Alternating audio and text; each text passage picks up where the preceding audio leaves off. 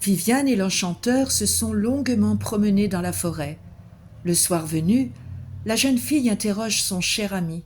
« Merlin, tes prodiges seraient-ils tous comme le vent qui passe ou la fumée qui s'enfuit? Rien de plus durable qu'une heure de joie, une journée de beauté? Non, Viviane, ils peuvent aussi affronter le temps. En veux-tu la preuve? Qu'attends-tu de moi? J'aimerais que tu m'offres un château. » Malgré son infinie clairvoyance, Merlin ne comprend pas. « Ne vis-tu pas déjà dans un château ?» demande-t-il perplexe. « Si, dans celui de mon père, une forteresse sombre où le soleil peine à pénétrer même au plus chaud de l'été, où l'on porte toute l'année surcot de fourrure et robe de laine. Ce que je veux, Merlin, c'est un château dont je serai la seule maîtresse, un château clair, lumineux, où m'abriter sans rien perdre du spectacle des saisons, un château pour nous deux, où tu pourras m'instruire. Il s'élèvera ici même dans les prairies qui entourent la place forte de mon père. Dès ce soir, j'édifierai ta demeure. Pour ce faire, tu devras respecter mes conditions. J'œuvrerai seul toute la nuit, et tu te tiendras éloigné de moi, sans chercher à me voir ni à m'entendre. Lorsque je te remettrai les clés du château, tu devras accepter ce que je te réclamerai. Promets-le-moi. » De sa chambre haute, Viviane observe Merlin. Alors que la pénombre s'installe, l'enchanteur commence à marcher et à tracer des formes sur le sol, du bout du bâton sculpté qu'il a toujours avec lui. Parfois, il s'arrête, fouille dans sa besace et en tire quelques pierres ou quelques feuilles qu'il pose par terre. L'ombre s'épaissit encore et Viviane doit tenir sa promesse. Elle rentre dans ses appartements. Mais le sommeil la fuit. Par la pensée, elle tente de voir Merlin, mais se heurte à une volonté plus forte que la sienne. La nuit s'achève quand elle parvient à s'endormir d'un sommeil agité. Viviane est réveillée par des cris de joie. Le soleil est levé et les habitants du château courent et s'interpellent bruyamment. Elle se précipite à la fenêtre. Devant elle s'élève un château majestueux et gracieux, dont les tours et les murs sont faits du plus pur cristal. La jeune fille se précipite, ses servantes jureraient l'avoir volé. Arrivée dans la prairie, elle se jette dans les bras de Merlin. Ensemble, ils franchissent un pont de cristal, puis traversent des vergers. Viviane s'étonne de voir des arbres chargés à la fois de fruits et de fleurs blanches. Enfin, ils parviennent au château.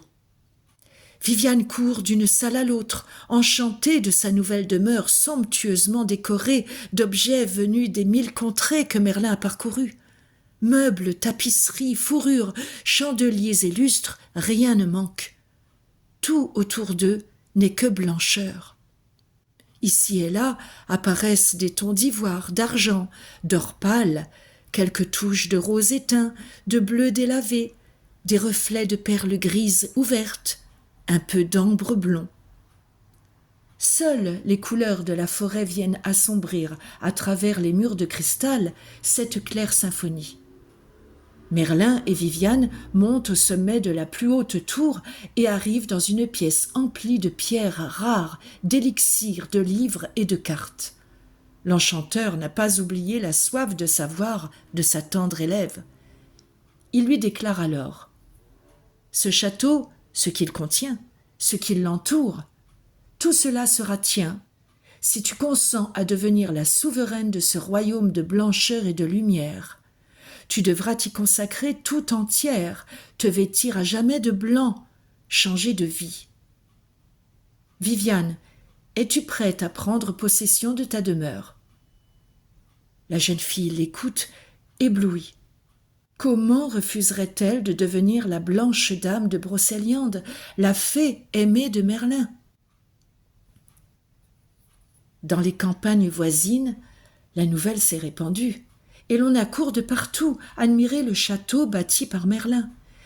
Des curieux attroupés le long de la rivière attendent la nuit que 1000 chandelles allumées révèlent l'intérieur du château. Une semaine plus tard, Merlin remarque que le sourire a déserté le charmant visage de sa fée des bois. Viviane lui avoue qu'elle ne supporte plus ses yeux qui la regardent et lui volent son silence et sa solitude. Elle ne veut plus vivre ainsi, exposée au regard de tous. « Que dirais-tu, demande Merlin, si je voilais les murs de riches tentures de soie de Chine brodées de dragons d'or ? Je veux vivre dans la lumière et voir la forêt autour de moi sans me cacher derrière des tentures. Une haie impénétrable de ces hauts arbres toujours verts qui couvrent les terres du Nord. La belle idée, vraiment. Ces arbres du septentrion répandent autour d'eux une ombre sombre et froide qui me fait presque trembler. Merlin, tu dois trouver mieux. Que sont devenus tes pouvoirs magiques ? » Un instant, l'enchanteur paraît fatigué, agacé même.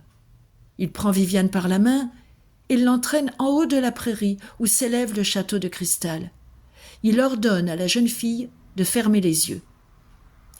Elle obéit sans discuter, puis entend Merlin égrener d'une voix sourde une suite de mots inconnus d'elle, qui a pourtant appris le français et le breton, le latin et le grec, l'arabe et l'hébreu. Le silence se fait. Merlin lui demande d'ouvrir les yeux. Devant Viviane, une large étendue d'eau miroite doucement, bordée de roseaux. Un martin pêcheur s'y est posé, des grenouilles coassent, un héron vole paresseusement. Au loin, 2 aigrettes entament un ballet nuptial. Le château de cristal a disparu. Le cœur de Viviane se serre. « Merlin, murmure-t-elle, pourquoi me punir ainsi ? Je me suis montrée bien ingrate envers toi et ce merveilleux château que tu m'as offert.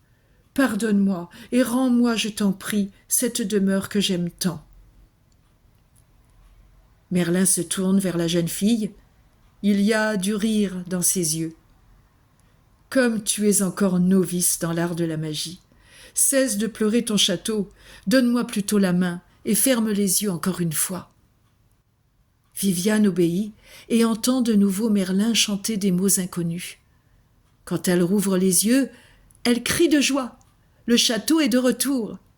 Interdite, elle regarde Merlin qui lui demande si elle a deviné l'enchantement dont il a usé.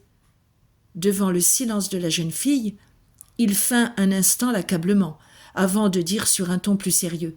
« Ma belle enfant, ton château de cristal, ses jardins et ses dépendances existeront toujours en ce lieu, et tu y demeureras tant que tu n'en seras pas lassé.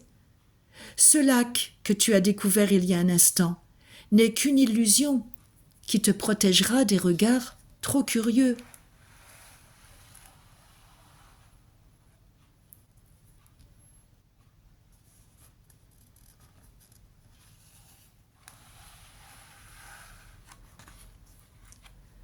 À partir de maintenant, tous les humains ne verront que le miroir des eaux, une ceinture d'arbres, des roches rouges, des oiseaux et des poissons.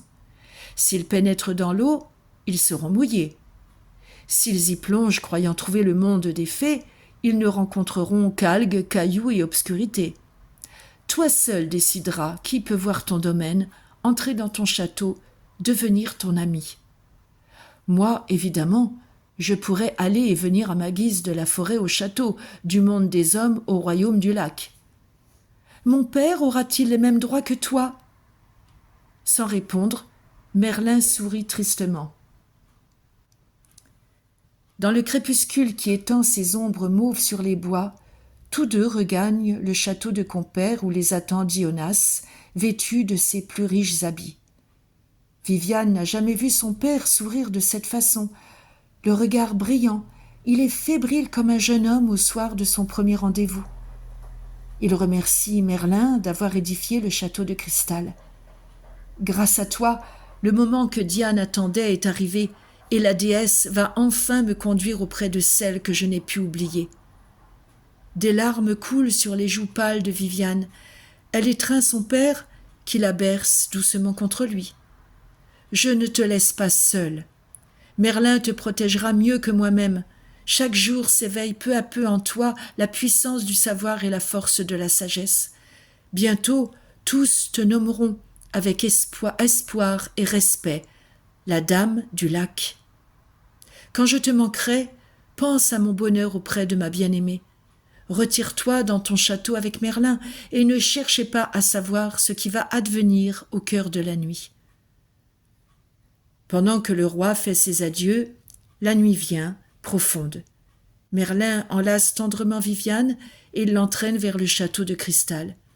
Les unes après les autres, les chandelles s'éteignent sur leur passage.